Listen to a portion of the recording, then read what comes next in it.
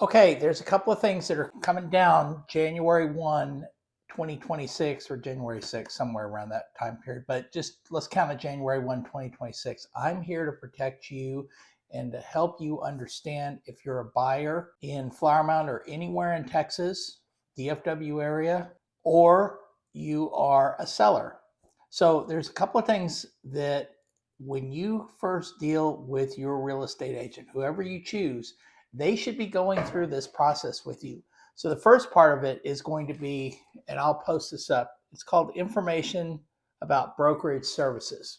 And there's some key points that they need to go through. I know that when I went through initial training, the training wasn't all that good. A lot of these big brokerages just kind of gloss over things, but these are super important to you as either a buyer or a seller so that you understand what the job of the person that you are compensating to either help sell your home or to help you buy a home are.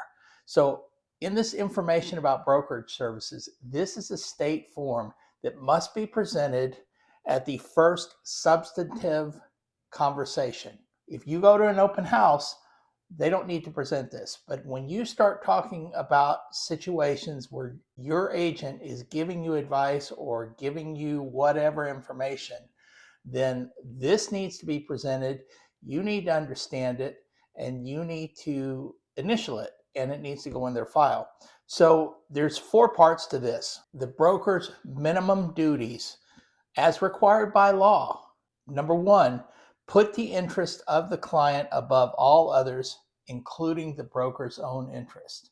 What does that mean? We are a fiduciary to you, and if your agent is not operating like that, then you need to find another agent and you need to do it quickly. And if they're not going through this form with you like this, then that, as a broker, which I am, is a problem. The second thing would be to inform the client of any material information about the property or transaction received by the broker. Always remember that the broker owns the listing. The agent does not. So if the agent switches agencies, the broker still owns that listing, and they need to come to terms if that agent decides they want to just up and move to another agency. It's not that easy just to take that listing. Some brokers will do it, a lot of them won't. But as part of this, it is important that the agent give you, the buyer, or you, the seller, any material facts that are related to this transaction. It's called disclosure. The third thing is answer the client's questions and present any offer or counter offer from the client. An offer is a written contract. I know that you can make contracts on a napkin and you can present that, but it is not according to what we transact business in Texas. It needs to be written, clear, so that you can present that offer to the seller as the buyer, or so that the seller understands what you're asking for. And there are forms for just about everything that you need in a real estate transaction that the agent has access to. The last thing is to treat all parties to a real estate transaction honestly and fairly. I can tell you that all this time that I have spent doing real estate, for the most part, I work with some super professional people. But there are people out there, there are agents out there that it becomes a personal thing and it becomes a me versus you kind of situation. Our job is to help facilitate the contract and the transaction. That's our job. Anything above and beyond that, practicing law, don't do it. Anything that we say without your authorization, don't do it. And then as part of all of this, at the bottom, you're going to have all the information of who the lead broker is, the brokerage firm, the designated broker, the licensed supervisor under the broker, because you can have one broker for like a big company, like I'm not going to name names, and then you have the associate. Now I'm a broker, so all of these things are listed under my name. The second big change that's coming, and this is not a change. This Information About Brokerage Services, you should get that from day one. A lot of times it's attached to the email that you receive. It's part of my email. If you go down to my email, you'll be able to click that form on. But this is the big one. If you are a buyer, okay, written agreements for residential buyers. As of January 1st, 2026, an agent is not allowed to show a property without a written agreement from you, the buyer. There was a lot of pushback on this when this first started, and I don't believe that it was explained properly, but let me put it in perspective. I would never sell a home for you or for anybody else without having a written listing agreement. So why would it be different for a buyer? Well, buyers sometimes just want to shop around and kick tires.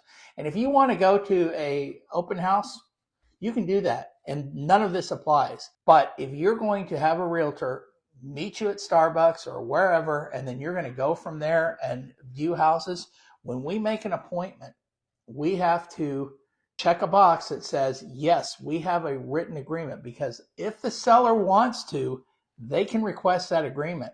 So this eliminates a lot of tire kickers, and it helps the agents, helps you as a buyer. If you're a serious buyer and you're ready to roll, then this is not going to be any issue to you.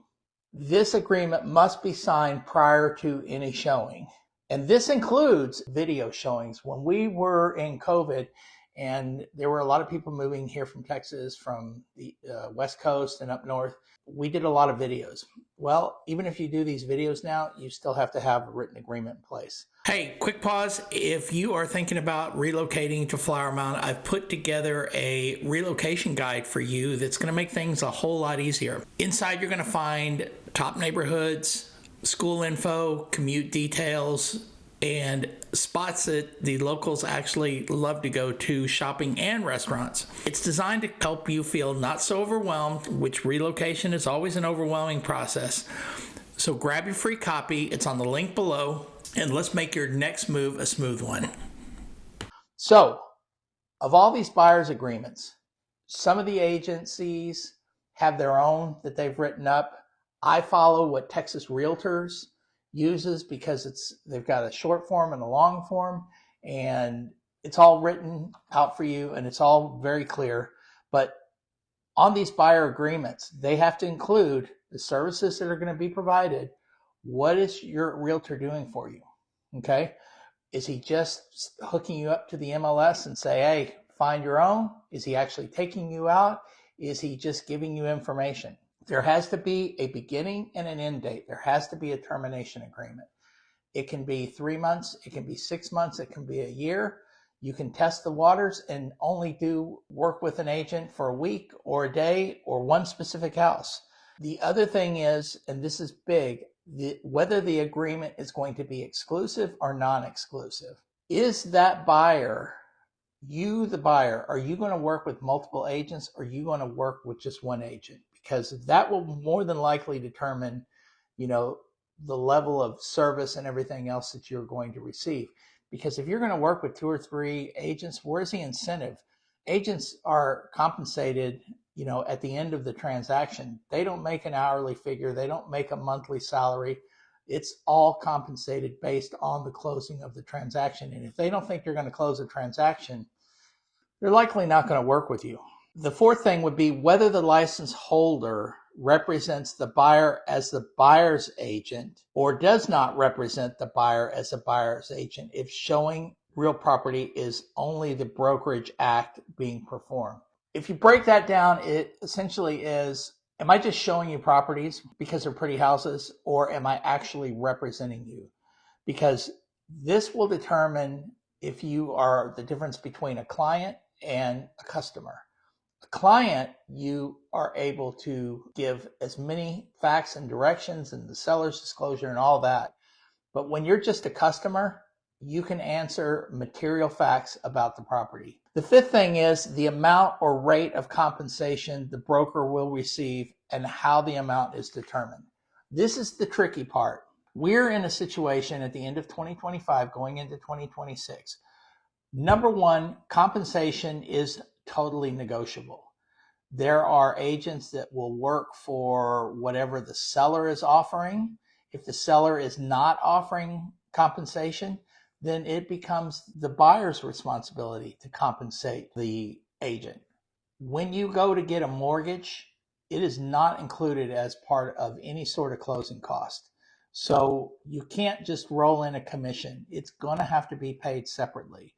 And there are various ways that you can discuss this. And this is something a little bit trickier, but they have to put in, an amount, whether it's 2%, 3%, 5%, 10%, whatever that amount is based on the sales price or a flat fee, they've got to put some sort of an amount there. And that is a conversation that you need to have with your agent. And the last thing is, conspicuous language that the broker compensation is not set by law and it's fully negotiable. That is super important because that's part of what this whole lawsuit thing, and I'm not going to go down that rabbit hole because it's too much for this video. But compensation has always been negotiable, always. There are brokerage houses that would say, well, we're not going to get less than X, or there has been talk of collusion, which I don't know whether that happened or not, but there were rates set that agents had to follow, and a lot of times agents, didn't know better. So enough said about that. Just keep in mind that all compensation is negotiable. Now get this, for a showing only agreement without representation, first of all, that agreement is not going to be exclusive, and it may not have a termination date of more than 14 days. If it's a showing only agreement, it's entered into, and the prospective buyer wants the license holder to provide any acts of real estate brokerage. Like if I'm going to take you to a house and I'm going to open the front door and just show it to you, that's one thing. If you start asking me, can we get the seller's disclosure? Can we get this? Can you find out this and that? Any other acts related to moving forward on purchasing a home, that's a separate agreement, and you need to go back to the negotiating table on that deal. After showing a customer residential property for sale without representation, if the customer wants you to view other properties, you cannot work with them. The agent cannot work with a buyer past one home without some sort of representation. And this is just super important because it protects you as the buyer, and it also protects the agent from, disclosing information that they should not be doing. Yeah. So, there's some other things about open houses and stuff. The bottom line I would tell you is if you are looking at a house, your best shot is more than likely going to be an open house. You have Redfin, you have Zillow, you have homes.com, you have the individual brokerages. Everybody has a website. Most of them are all connected. You can find out where the open houses are. And just as a bonus thing, you will more than likely not be able to see a bunch of open house signs in neighborhoods because something else has come down where we are not allowed to stick a sign in somebody's yard without their written permission. So you're probably going to see a lot less open house signs. So it's super important that you kind of plan out your day and where you want to go and look it up, and even before you go out, confirm that they're still having an open house. I hope this has been of help. My name is Chris Hooper with Chris Hooper Realty. Please subscribe. If you have any comments or questions, I will respond. I look forward to seeing you next time. I hope this has been some help.